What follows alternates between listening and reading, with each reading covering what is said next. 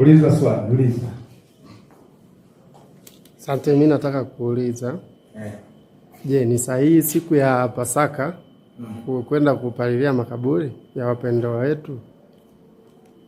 Ni sahihi kwenda kupalilia makaburi au kukwetulia makaburi siku ya Pasaka, yale makaburi ya wapendwa wetu, ya ndugu zetu. Sawa jamani? Swali linaulizwa, je, ni sahihi? Anataka jibu mpendwa hapa, tumpe maiki.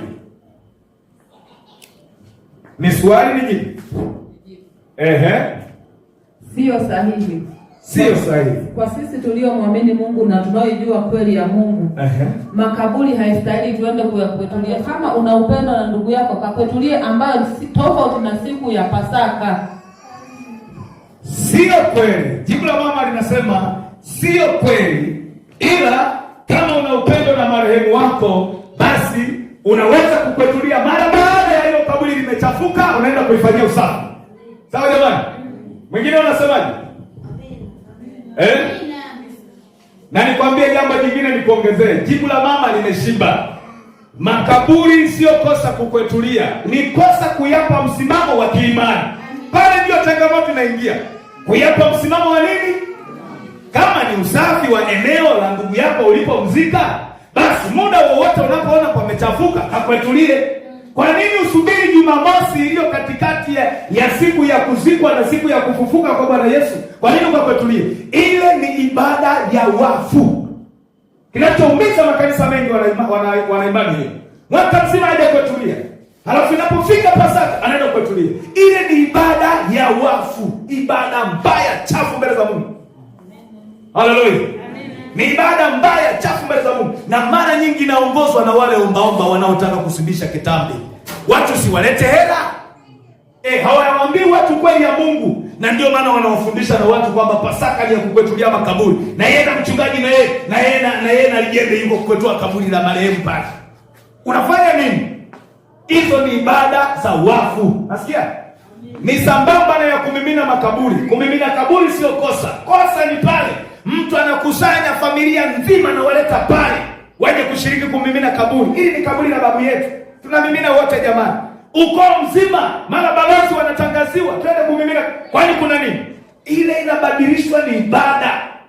Wewe kama unataka kumimina, nenda kamtafute fundi, mlete pale. Kaburi la mjomba wangu ili hapa nataka ulimimine. Litagharimu shilingi ngapi?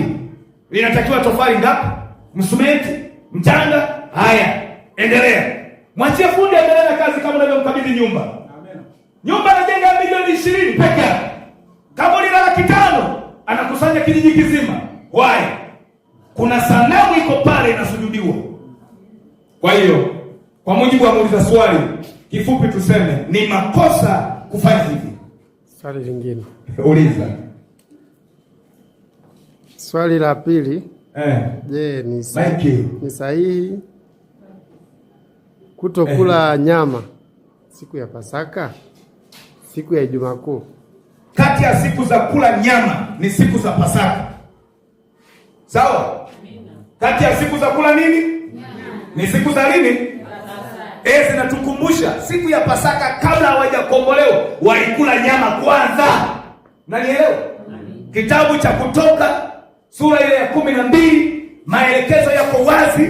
Musa anatoa maelekezo, mkalete kondoo kwa kadiri ya jamaa zenu, mkamchinje Pasaka na mkamula. Sawa? Tena msibakize Pasaka, msibakizage kipolo, kuleni mwembe na barizi. Haleluya. Ni sahihi. Ijumaa Kuu. Ndio.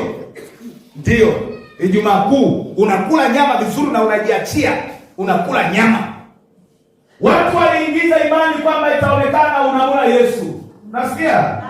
Inaonekana unamula nani? Yesu. Kwani wakati Yesu amezikwa na wewe ukiwa unazika ng'ombe, hauwezi unamzika Yesu? Hizi ni elimu finyu. Tuambie watoe kiashiria katika andiko kinachoonyesha tunamula Yesu, hawana kifungo hata hiki. Haya ni mapokeo na utamaduni na mila za makabila mbalimbali kulingana na utamaduni wa kishirikina na utambikaji wa kabila zao. Unanielewa? Ndio hivyo. Sasa hii ndio siku ambayo shetani amechukulia ujiko Ndio siku ambazo wachawi na washirikina hula nyama za watu, huloga, na walevi hulewa sana. Alafu Wakristo ukaa kinyonge. Yaani hata bucha zinachinjwa wanaziangalia tu. Moyoni wanamezea mate, alafu kununua wanaogopa. Leo ni Ijumaa Kuu. Yaani anaona kule nyama inaning'inizwa pale kwenye nondo, nyama nzuri wewe. Kuna watu wanachinjaga nyama nzuri siku za sikukuu. Oho. Unapita pale unaangalia hivi mpaka unaona mate yanajaa mdomo kama lita 4. Alafu unayemeza kwa hisia kweli kweli. Na nyama kule unaogopa kununua eti leo ni Ijumaa Kuu. Hapana, kanunue, nenda kapike, nenda kale. Haleluya. Kwa hiyo ni halali kula nyama siku ya Ijumaa Kuu, ni halali. Kama liko swali jingine uliza tena. Ni halali kabisa. Haleluya. Umeelewa? Ni halali. Na elimu zinadanganya. Unajua Ijumaa Kuu inabidi watu wasile nyama kwa sababu unamla Yesu. Zamani hata kwenye utamaduni wa makabila mbalimbali, akifa mtu sasa walikuwa wanakataa kula chakula mpaka mzike. Unakumbuka? Hadi huku kwetu Wakenya walikuwa wanakataa kula chakula chochote mpaka mtu azikwe. Mkila kabla wanasema mnamchelewesha marehemu. Mkila kabla wanasema mtu aonekana mnamla marehemu. Ukila nyama kabla hajazikwa mtu anasema huyu ndiye aliyemuua marehemu. Zile ni mila, wala sio Biblia. Sawa jamani? Zile ni mila na tamaduni za watu, tena zimezingatia ushirikina na uchawi na nyama za watu. Ya muda kabisa wale wasiopenda na Yesu kabisa. Haleluya. Hata ungeona amesimama madhabahuni kama Biblia alafu anakataa hiyo, ujue kabisa huyu ni mshirikina na usiku anakuangiaga na wewe anakuloga. Amen.